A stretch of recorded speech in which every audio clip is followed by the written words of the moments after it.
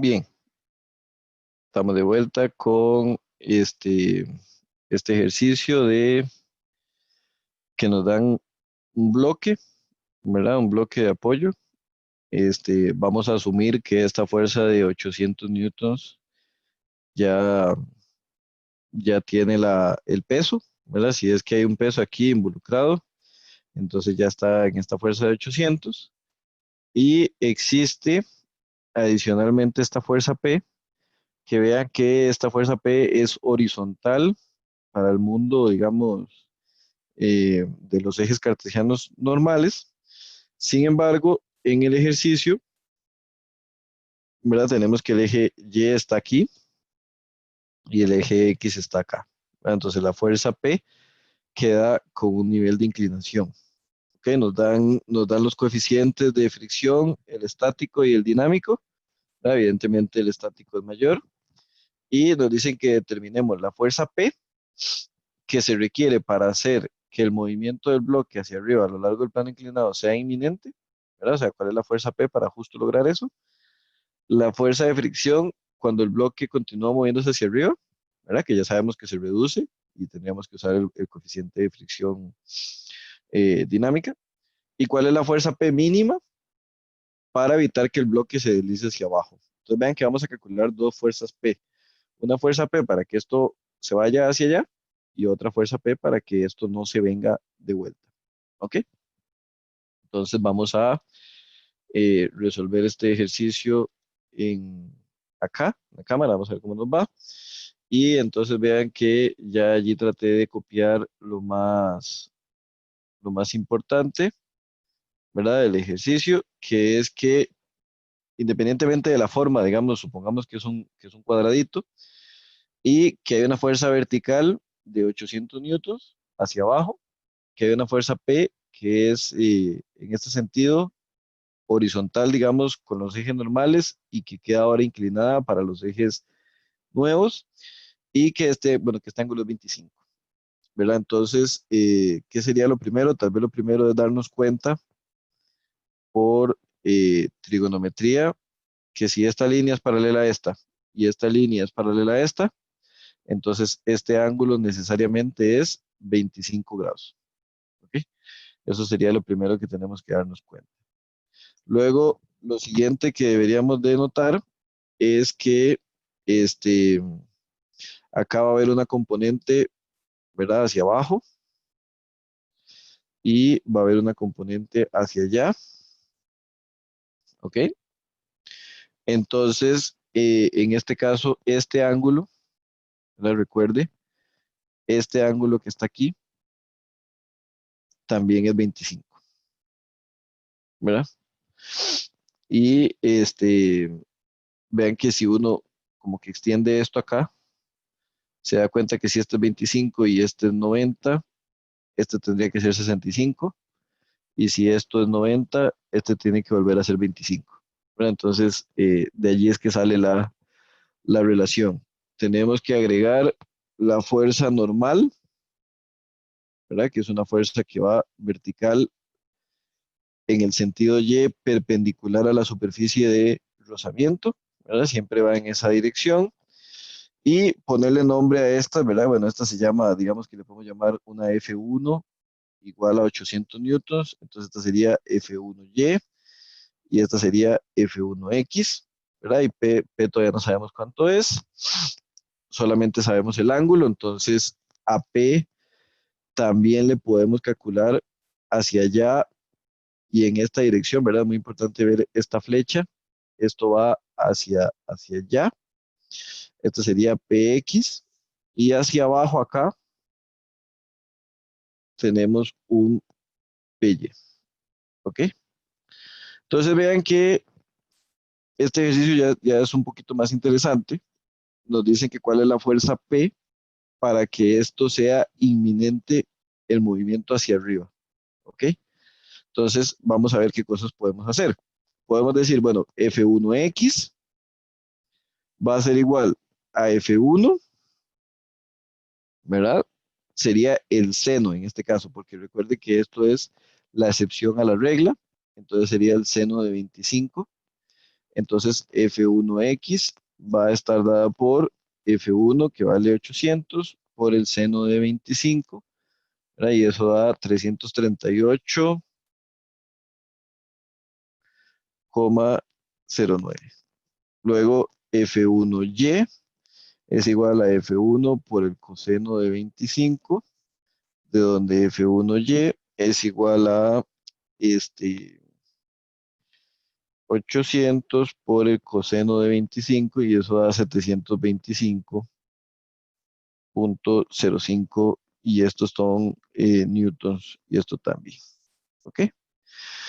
Luego vean que tenemos que calcular las componentes de Px y las componentes de Py, ¿verdad? Y eso es interesante porque cuando calculamos Px, ¿verdad? Nos dice que P por el coseno de 25, porque vean que en este caso ahora sí el ángulo está con respecto al eje X, que es lo que siempre hemos hecho. Entonces de ahí que Px es con respecto al eje X y sería coseno, obviamente. Ven, eso es lo que quise decir. Entonces Px va a ser, solo tenemos que calcular el coseno de 25, 0,91 de lo que valga P. ¿Ok? Y en el caso de Py es igual a P por el seno de 25, o sea, lo que vale el seno de 25, que es 0,42, ¿verdad? Entonces, 0,42 de lo que valga P. Y digo que esto es interesante porque vamos a ir, digamos, el N no es directo porque depende de PY, y PY no lo conocemos cuánto es P, entonces todo se va a resolver de un solo al final. Vamos a decir que como siempre la sumatoria de fuerzas en Y es igual a cero y que en este sentido es el positivo. Entonces tenemos al normal, ¿verdad? Que va hacia arriba. Y tenemos dos fuerzas hacia abajo, que son la F1Y y PY, ¿verdad?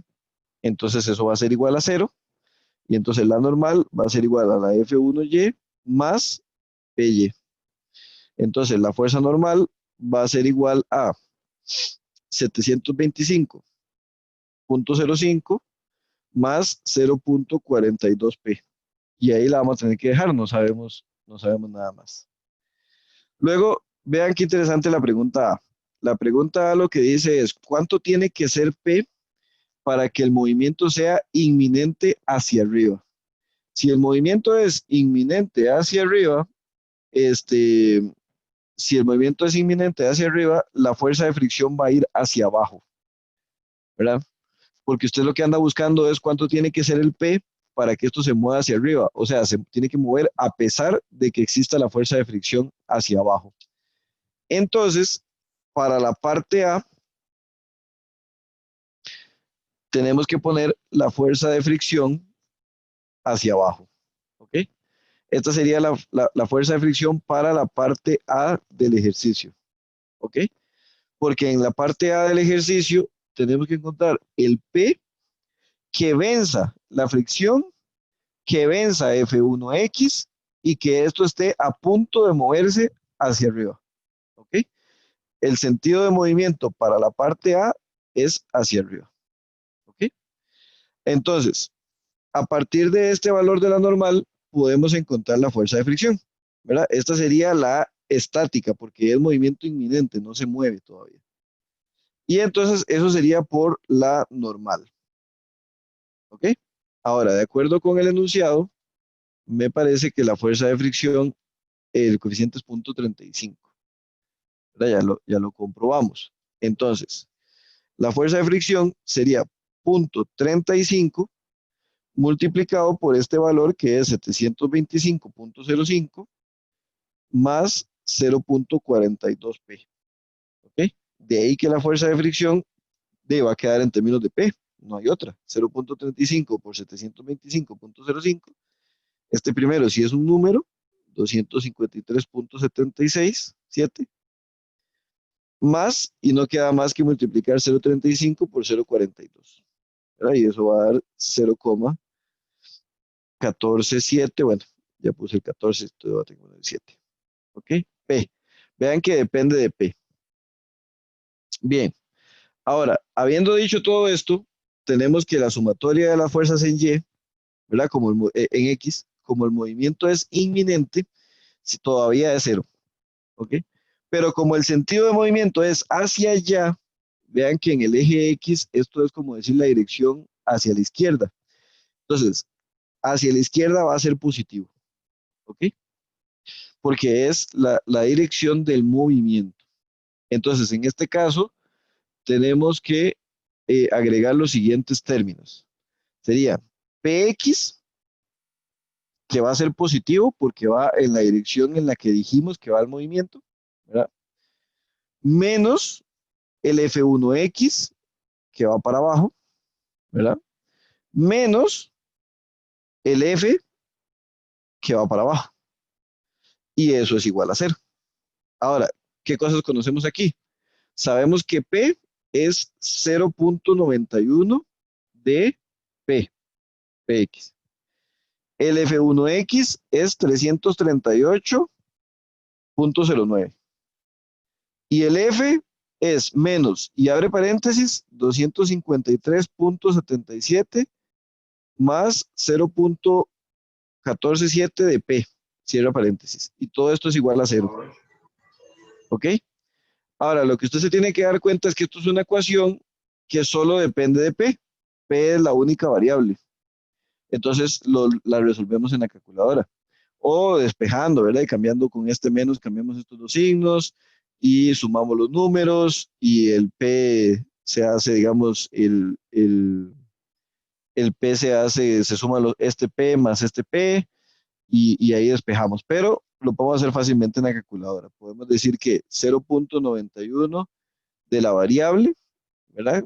Por la variable, menos 338.09, ¿verdad?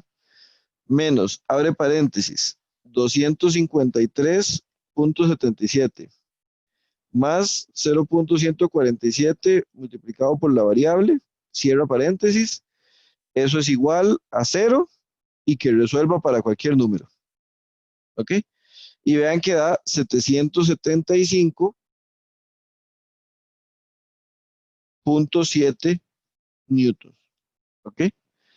Dependiendo de la cantidad de decimales que se usen, puede dar 700 hasta 780, ¿verdad? Entonces, pero eso depende de la cantidad de decimales. Por ahora estamos bien. De hecho, si usamos aquí en vez de punto 47, 147, usamos punto 15, ¿verdad? Ya el resultado es 778, ¿lo ven? Pero sigue estando bien, o sea, los dos están bien porque es un tema del redondeo de los decimales. ¿Ok? Entonces, este sería el valor, la respuesta A. Este sería, si P es 775.7 newtons, el movimiento hacia arriba, hacia arriba es inminente. ¿Ok? Esa sería la condición. Si P da 775 newtons, esto está a punto de moverse a pesar de vencer la fricción y toda la historia. Para la parte B, lo que nos dicen es, mire, vea, ya la venció, ya venció la, digamos, ya venció a la fricción, ya se está moviendo hacia arriba, ¿verdad? Entonces, ¿cuánto vale la fricción? De ahí nos tenemos que ir a encontrar cuál sería el valor de la normal, ¿verdad? Para el valor de P. Entonces, si ya esto se está moviendo hacia arriba, la fricción va a ser igual al coeficiente dinámico, ¿verdad? Por el valor de la normal, por el valor de la normal, ¿ok? Entonces, la normal sigue dependiendo del valor de P, ¿verdad? Sigue siendo una función de P, porque ¿qué cosas no cambian? El 800 no cambia, ¿verdad? Entonces, esta parte numérica de la fuerza normal no cambia, pero sigue dependiendo de PY. Entonces, si con 775 el movimiento es inminente, ¿verdad? Con 776, digamos, ya se está moviendo.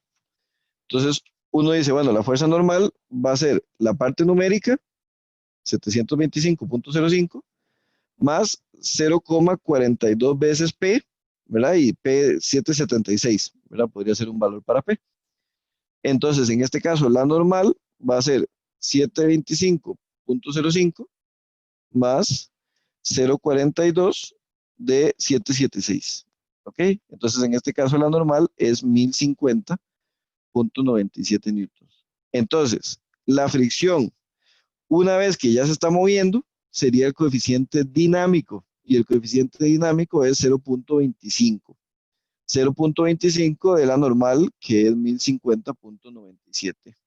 Entonces, la fuerza de fricción, una vez que ya se está dando el movimiento, es 0.25 por 1050.97, sería 262.74 newton.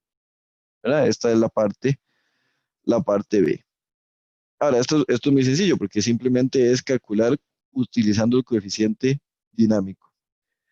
La parte interesante viene de nuevo en el enunciado de la C. La C lo que dice es, la parte C, lo vamos a volver a ver acá, dice que tenemos que calcular cuál sería el valor mínimo de la fuerza P para evitar que el bloque se deslice hacia abajo. Entonces, en el caso de la fuerza del enunciado C, si el movimiento, digamos, si lo que queremos evitar es un deslizamiento hacia abajo, entonces aquí lo que tenemos que entender es que esto tendería a moverse hacia abajo. Por lo tanto, más bien ahora la fuerza de fricción le va a ayudar al P, ¿verdad? Porque es la fuerza mínima para evitar que no baje, o sea, que no se deslice hacia abajo, la condición de movimiento inminente hacia abajo. Y si el movimiento es inminente hacia abajo, ustedes saben que la fricción tiene que ir hacia arriba porque la fricción siempre es contraria. Entonces, vamos a ver que para el ejercicio, la parte C, para la parte C, la fuerza de fricción más bien es hacia arriba. ¿Ok? Entonces, en este caso, la fuerza de fricción para la parte C es hacia arriba y el movimiento es inminente hacia abajo. Entonces, esta sería la condición de movimiento para el enunciado en C, que es que el movimiento va hacia abajo. ¿Ok? Eso sería lo que tenemos que tener en cuenta. O sea, que es diferente el caso C del caso A. Y el principal cambio se da en la fuerza de fricción. Una es la fricción en el caso A, que lo queremos mover hacia arriba, entonces la fuerza de fricción va hacia abajo. Y la otra es en el caso C, en que queremos que no se mueva hacia abajo, ¿verdad? Y entonces la fricción nos va a ayudar. Entonces, vean qué interesante porque eso nos va a cambiar muchísimo el valor de la fuerza P, ¿verdad? Para esta parte 2, para esta parte C, obviamente el valor de la normal sigue siendo el mismo porque el valor de la normal depende de la parte numérica de, de la fuerza 1, eso no, se mantiene exactamente igual, y sigue dependiendo del valor de la fuerza P. Okay, eso se mantiene igual. Entonces significa que la fuerza de fricción sigue siendo la misma, ¿verdad? Con el coeficiente estático. Y entonces la fuerza de fricción sigue siendo 0.35 de la normal. Y entonces la fuerza de fricción sigue obteniendo el mismo valor, que era 253,77 más 0, digamos 15 P. ¿Ok? Entonces ese sería el valor de la fricción. Ahora, lo que cambia es que en la sumatoria de fuerzas en X, ¿verdad? El valor es 0 y ahora el sentido de movimiento es hacia la derecha. Porque en esta parte lo que el bloque quiere es moverse hacia abajo. Entonces ese sería el sentido positivo del movimiento. Entonces vean que el cambio es en los signos de las fuerzas. Ahora F1X, ¿verdad? Que es esta F1X es la que es positiva. Mientras que PX y F de la fricción son más bien negativas. ¿Ves? Entonces ahí es donde está el cambio. F1X menos PX menos la fricción. ¿Ok? Y entonces, ¿cuánto vale F1X? 338.09. ¿Cuánto vale PX? 0.91 P. ¿Y cuánto vale la fricción? este valor que está aquí, que hay que ponerlo dentro del paréntesis por el negativo de afuera, y hay que volver a resolver ese P va dentro del paréntesis, ¿verdad? Y hay que volver a resolver la ecuación para encontrar cuánto vale P. Hay que volver a resolver para ver cuánto vale P. Entonces, la volvemos a escribir, ¿verdad? Sería 338 punto 09 menos 0,91 de la variable, ¿verdad? Menos, abre paréntesis, 253,77 más 0,15 de la variable dentro del paréntesis y eso sería igual a 0 y resolvemos, ¿verdad? Y entonces da, vean qué interesante, dice que P es, digamos, podríamos decir que 80, ¿verdad? 79,54, bueno, podemos poner 79,55 newtons. Entonces vean que la diferencia para el primer ejercicio nos dio, digamos, 780 casi, y para este nos está dando, digamos, 80. O sea, es como 10 veces más pequeña esta fuerza P. Es como 10 veces más pequeña la fuerza que se necesita para solo mantener el objeto que no se deslice hacia abajo versus la fuerza que hay que hacer para que no se deslice hacia arriba.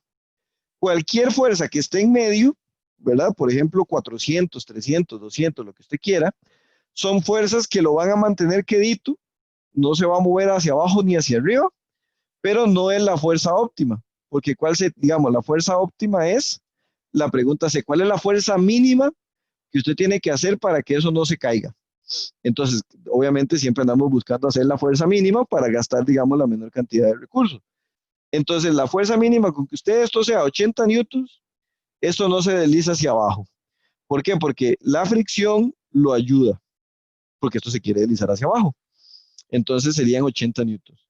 Ahora, si usted lo que quiere es moverlo hacia arriba, vean que tiene que invertir casi 10 veces la cantidad de energía para vencer la fricción.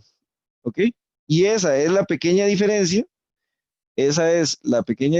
de que en la sumatoria de fuerzas en X del caso A, la fricción sea opuesta a la fuerza P, ¿verdad? Versus el caso C, en que la fricción y la fuerza P tienen el mismo signo. ¿Ok? Entonces, esa es, digamos, la importancia de este ejercicio, que logremos ver esta, esta diferencia. ¿Ok? Que es una diferencia importante entre solo sostenerlo y entre solo sostenerlo y empujarlo hacia arriba. Bien, eso sería el ejercicio 1. Luego tenemos el ejercicio 2. ¿Ok? Entonces, vean que el ejercicio 2 lo que dice es que hay una cubeta en A, ¿verdad? La cubeta contiene ahí un cierto líquido, y que hay un bloque C que pesa 100 kilogramos, ¿verdad? Que están conectados por un cable que pasa por una polea sin fricción. La polea no tiene fricción en B, y que el coeficiente de fricción estática es 0,35 y el dinámico es 0,25. Eso sería aquí entre el suelo y el bloque, porque vean que como la cubeta está guindando en el aire, no tiene, digamos, fricción alguna con ningún material, solo tiene el bloque. Entonces hay que determinar la menor cantidad de masa entre la cubeta y el líquido que contiene, ¿verdad? Que nos permita estos dos escenarios. ¿Cuál es la cantidad de agua que hay que echar aquí para que el bloque se mantenga en reposo? Es decir, ni suba, pero lo más importante, no baje, ¿verdad? ¿Y cuál es la cantidad que hay que echar para que tengamos una condición de movimiento inminente hacia arriba? ¿Ok? Luego, este ángulo es 30 grados. Eso sería lo que sabemos. Entonces, con la presentación en vista, voy a dibujar aquí rápidamente lo que tenemos para hacer nuestros diagramas de cuerpo libre. ¿Ok? Entonces, eh, Aquí tendríamos la polea.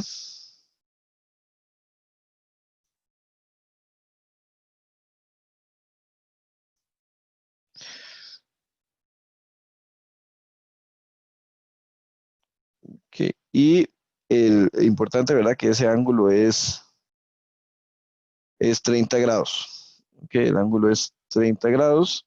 Eso nos va a servir. La masa son 100 kilogramos, ¿verdad? Entonces lo primero que tendríamos que convertir es eso en unidades de peso. Vean que si esta masa es de 100 kilogramos, entonces el peso es igual a la masa por la gravedad, ¿verdad? Entonces el peso serían 100 por 9,81, serían 981 newtons. ¿Ok? Ese sería el peso de esto, que es un peso que va así vertical hacia abajo. Hay que calcular que esto tiene una componente aquí en y tiene una componente acá en X. ¿Ok? Luego que existe una fuerza normal acá hacia arriba, perpendicular a la superficie. ¿Y qué pasa con esto? Ok, con esto uno debería de cortar aquí, ¿verdad? Si uno corta aquí, esto se cae. Es decir, si uno analiza solo la cubeta, ¿verdad? Si uno analiza solo la cubeta, existe el peso digamos, eso se llamaba lo que estaba en A, entonces el peso de A, y hacia arriba una tensión porque esto es un mecate, ¿verdad? Una cuerda. Entonces tiene que estar hacia arriba porque si usted corta aquí, esto se cae, ¿ok? Entonces, esto sería el diagrama de cuerpo libre de esta parte. Vean que el peso de la cubeta finalmente es igual a la tensión. Simple y sencillamente, digamos, son las únicas dos fuerzas que interactúan en esta parte. Ahora, si usted corta aquí, ¿verdad? Usted corta aquí, esto se cae. Entonces, existe una tensión que va en este sentido, ¿verdad? Porque si usted corta, eso se cae. Y esa tensión es la misma tensión que va en este sentido. Son la misma T. Entonces, si usted calcula, o sea, esto hay que analizarlo en dos partes separadas. Hay que analizar solo esta parte para encontrar la tensión T, que es lo que hace que esto no se me vaya a caer, ¿verdad? O lo que hace que esto me suba. Y luego, cuando tengamos esa tensión T, analizamos esta otra mitad, donde simplemente la tensión T es igual al peso de la cubeta. Y cuando tengamos el peso de la cubeta, podemos encontrar la masa dividiendo entre la gravedad. Entonces, lo tenemos que analizar así en dos partes.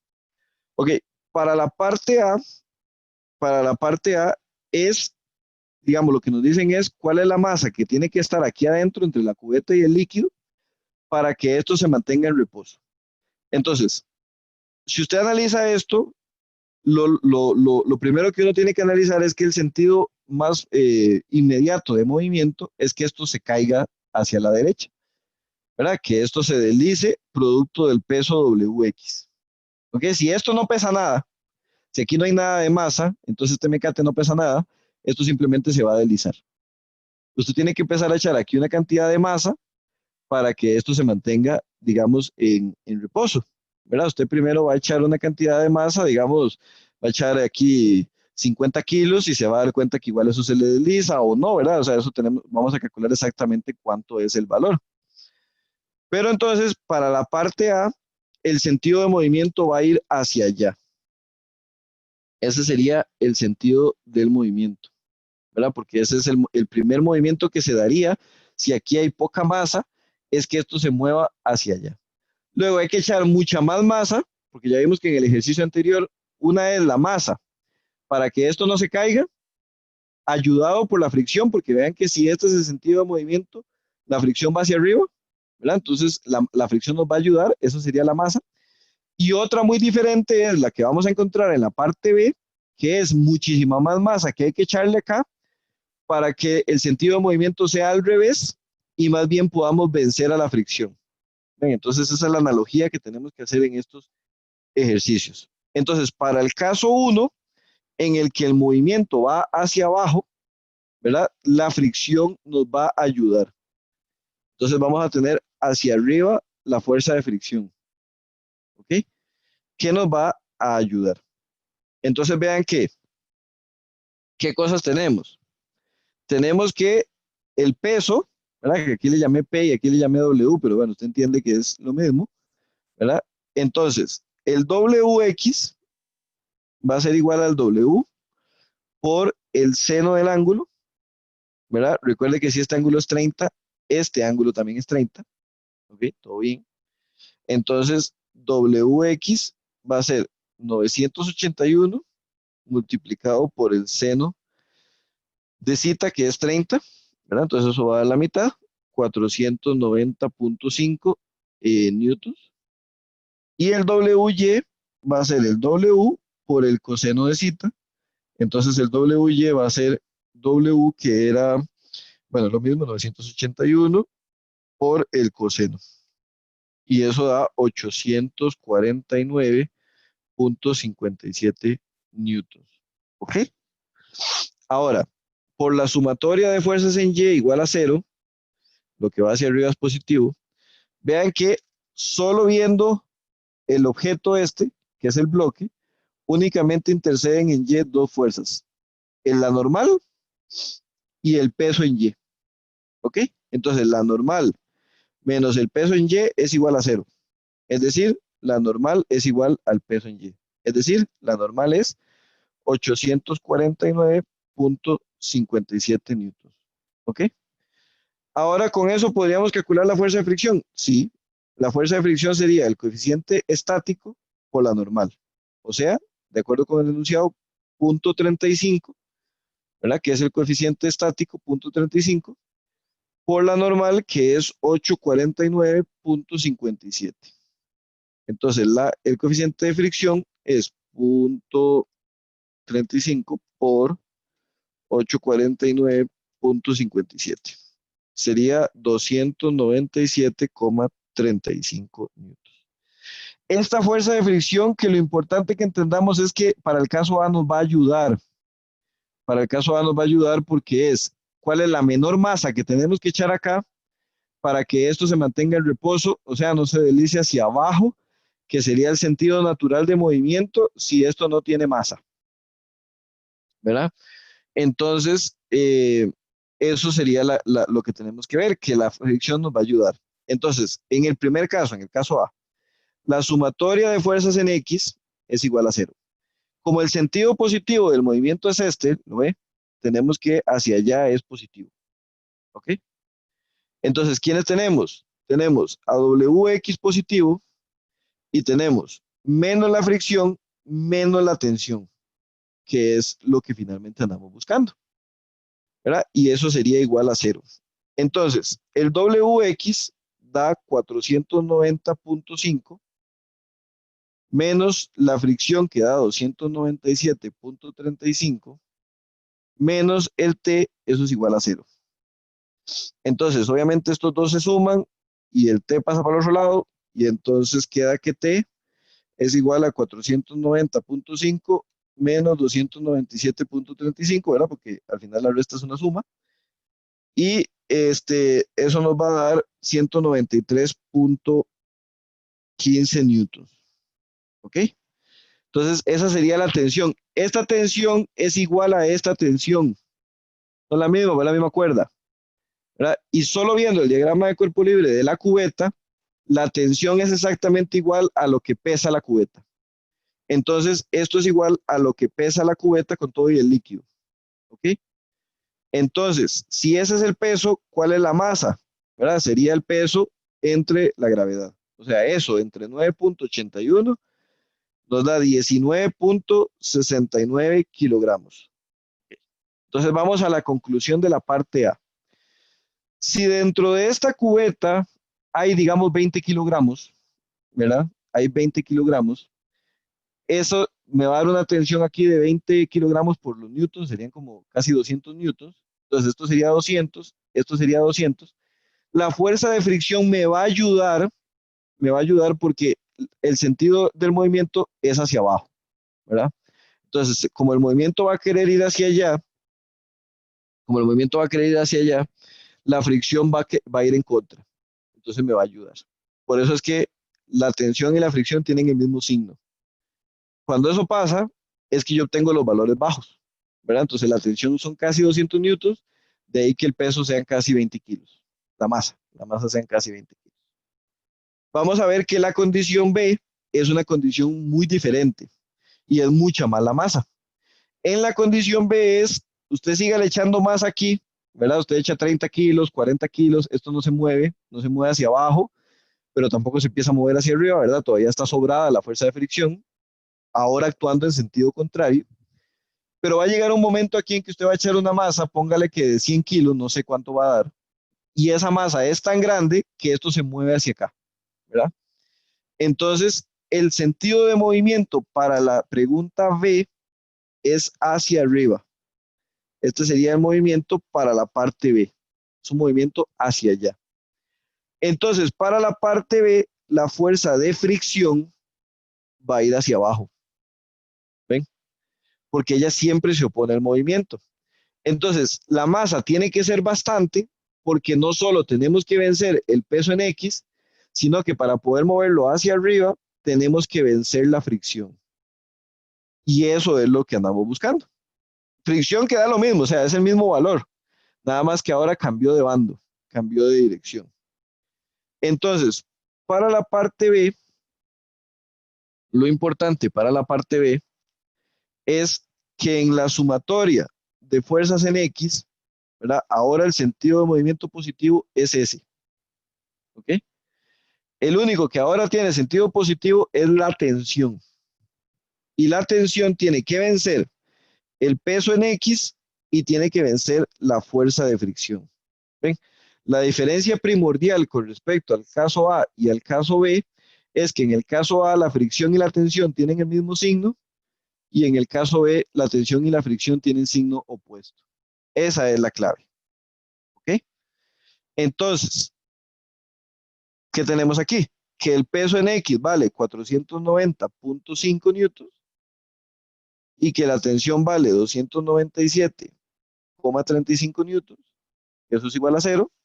Que estos se suman siendo los dos negativos, pasan al otro lado, ¿verdad? Entonces la tensión va a ser casi 800 newtons, ¿verdad? 490.5 más 297.35 serían 787.85 newtons.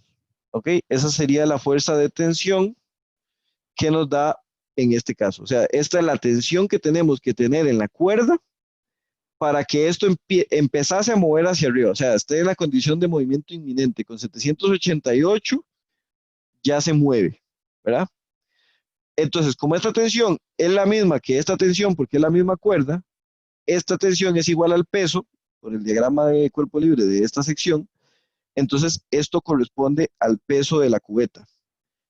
O sea, la masa de la cubeta va a ser igual al peso de la cubeta ante la gravedad.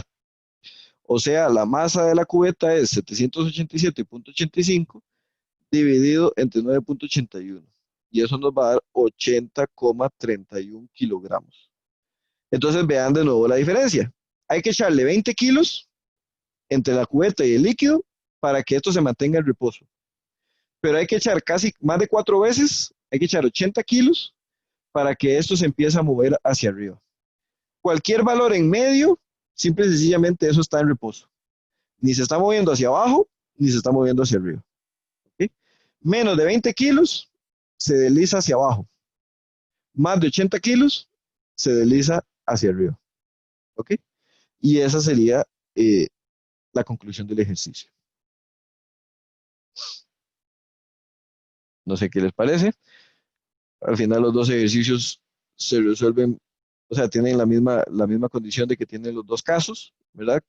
Y en los dos casos nos damos cuenta que la diferencia es notoria entre evitar el movimiento siendo ayudados por la fricción y empezar el movimiento oponiéndonos a la fricción, ¿verdad? Esa sería la conclusión de estos ejercicios. Bien, para el ejercicio 3, 4 y 5, ¿verdad? esos serían los ejercicios. La idea sería que los trabajemos a lo largo de la semana, digamos, sería su ejercicio. Haríamos estos ejercicios al inicio de la próxima lección, por lo menos dos de ellos al inicio de la próxima lección, y veríamos e iniciaríamos el tema de armaduras, que sería el capítulo 7. Este, y bueno, iríamos avanzando de acuerdo al plan. La próxima semana se asigna la tarea 2 y una semana más tarde la 3, ¿verdad? Que las entregas son mucho más allá, pero la vamos a asignar con suficiente tiempo para que la puedan ir trabajando. ¿Ok? Entonces, les explico rápidamente tal vez de qué trata este. Este lo que trata es que hay dos condiciones. Uno, en la que está esta cuerda, ¿verdad? Esta cuerda está sujetando a los dos bloques uno sobre el otro. Entonces, cuando usted quiera mover el bloque de abajo, el bloque de arriba se va a deslizar hacia la derecha, lo cual nos va a entorpecer el movimiento, ¿verdad? Va a ser más difícil mover el bloque de abajo sabiendo que el de arriba se va a deslizar en la dirección contraria. Mientras que en el caso B no existe la cuerda, entonces simplemente es mover estos bloques que pesan, ahora pesarían, digamos, 50 kilos uno con respecto al otro, porque el de arriba no tiene por qué moverse. En el caso A sí se mueve, porque cuando usted mueve esto para allá, la cuerda que no se estira, ¿verdad? Se va a mover hacia la izquierda, y si se mueve abajo hacia la izquierda, arriba se mueve hacia la derecha. Entonces nos va a crear un plano de fricción acá entre el bloque A y el bloque B, y eso, como la fricción, como el movimiento va para allá, ¿verdad? Para la derecha, la fricción va en contra para el bloque de arriba, pero para el bloque de abajo, la fricción va para acá. Recuerde, ¿verdad? Esto sería por acción-reacción. Aquí tenemos una tensión hacia allá, entonces para el bloque de arriba tenemos una fricción en este sentido, pero esta fricción tiene que ser igual y opuesta para lo que siente el bloque de abajo. Entonces el bloque de abajo esta fuerza P tiene que vencer esa tensión, tiene que vencer esta fricción y tiene que vencer la fricción de él contra el suelo. Bueno, tiene que vencer bastantes cosas. Entonces, esa sería la manera de encontrar la fuerza P. Obviamente, para el bloque de arriba tenemos la masa, que es 20 kilos, entonces tenemos el peso, tenemos la normal. Si tenemos la normal, tenemos la fricción, que sería el valor de esta fuerza, ¿verdad? Si tenemos esta fuerza, tenemos esta tensión en A. Si tenemos esta tensión en B. Y si tenemos esta tensión en B, pues también tenemos esta fricción. Y esta la podemos calcular con la masa. Entonces tenemos todo, ¿lo ven? Y encontramos el valor de P. Nada más que aquí sí lo interesante era que cuando estaba la cuerda, había que analizar que existe esta fricción adicional que se forma entre los dos planos. Luego, para el caso B, en el que sencillamente esto no existe, ¿verdad? Es simplemente un par de bloques, este, son simplemente, como decir, un par de bloques queriendo moverse hacia la izquierda. Entonces, que existe, el único plano de fricción que existe es el plano de fricción de acá abajo, ¿verdad? Ese sería el plano de fricción que va a existir, y ese sería el ejercicio. ¿Ok? Entonces, la idea es que lo logremos desarrollar eh, con base en lo que vimos hoy, y lo revisamos la próxima lección. ¿Ok? No sé si tienen alguna duda, alguna pregunta al respecto de lo que vimos hoy o de cualquier otra cosa.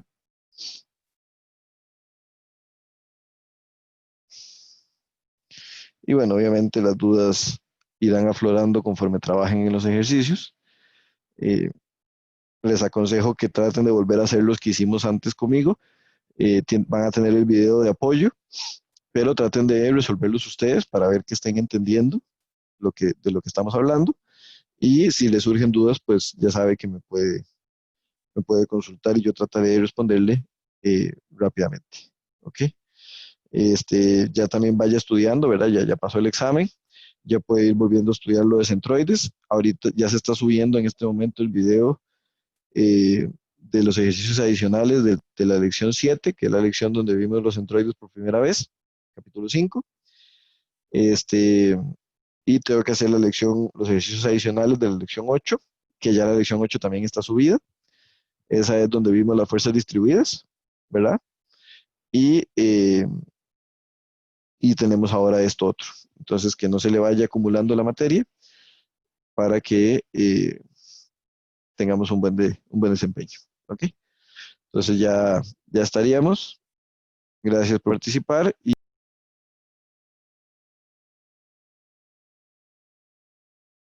Besitos, besitos, chao, chao. Yeah.